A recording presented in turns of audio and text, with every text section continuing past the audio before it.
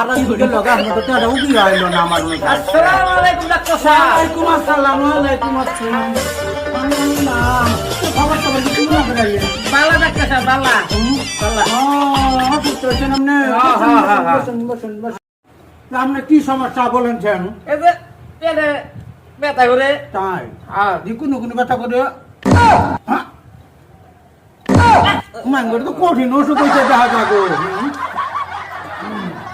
আপনার আমি স্টেটমেন্ট সুন্দর করে লে ওষুধ রেখে দিতেছি কম্পাউন্ডার সাহেব খাতা কলম দিন তো ঠিক মতো দেখেন ঘুমালে চোখে দেখি না।